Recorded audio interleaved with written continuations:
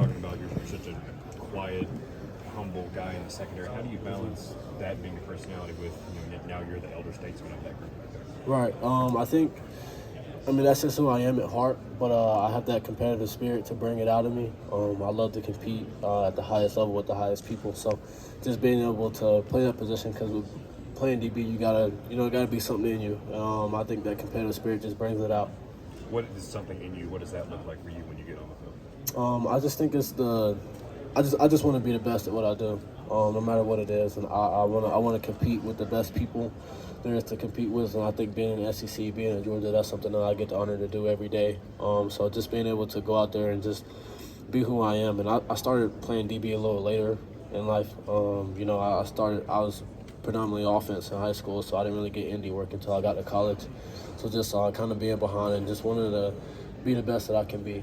Kirby was talking about you started pretty much from day one. What has that journey been like from not really even being an exclusive DB until you got to college to now you're the leader of the defense, you're here at media days, everything like that? It's crazy, because just kind of being that younger guy coming in and, just kind of seeing how things work and, making those mistakes, going through those learning pains, now being the older guy and helping the young guys with that, the same thing that I went through. I mean, it's just crazy because I feel like I just got here. But, I'm very grateful and honored to, have that role in that DB room and just I want to do the best job I can.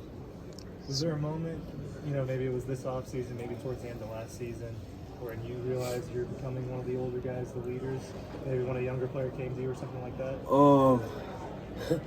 Yeah, I think it really hit me this offseason, because I was injured and I wasn't really practicing. But I had some guys come up and ask me a question, and then the other day I had one of the freshmen ask me about fall camp. He was freaking out about fall camp, and I was like, "You remind me of me when I first got here." But just kind of going through that, because I did the same thing in Christmas when I first got there, and just kind of that being the roles flipped is crazy to me.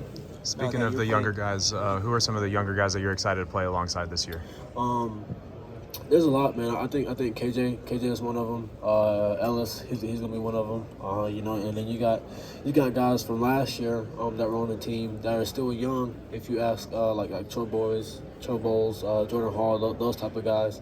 Who Raylan Wilson, C.J. Allen, who had a great season last year. Those guys are going to get to step up in a big role. So just, in this freshman class, it's just filled with talent. It really is. So I'm excited to see what they can do.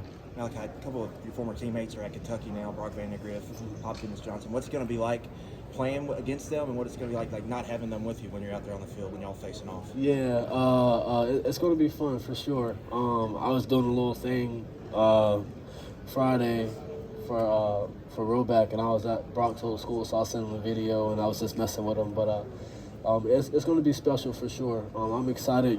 They're both going to get their shot to do what they can do and be what they can be, and I'm excited for them. But it's going to be very competitive, and I'm excited for sure. It's going to be cool to tackle Brock now that he's live. Yeah, it is. You going to be any trash talk going into that game or anything like that? A little bit.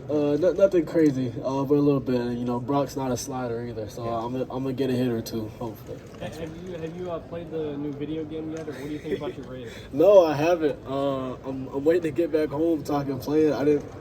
My Kel brought his game system, but we couldn't connect it to the Wi-Fi, so we haven't played it yet. But I'm excited. It's crazy because when the last one came out, I was little in my room playing it all day, and now I'm in it, and it's crazy. But I'm excited. I really am. What was your favorite team to play with as a kid? Oregon. Yeah. For sure. And what do you think about your rating? I mean, I can't complain. I really can't. I ain't really got much to say about it. I'm honored, seriously. It's crazy considering that, I was playing the game and making myself and putting myself in the game, and now I'm in there.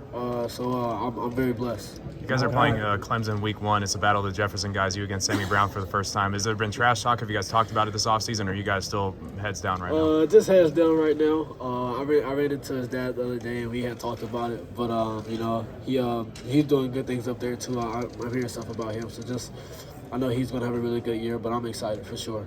Malaki, the three of you guys here are all being projected as first rounders. How special would that be? That'd be awesome. You know, I think that's everybody's dream. I think that's the goal. But the main thing right now is just focus on where we're at right now.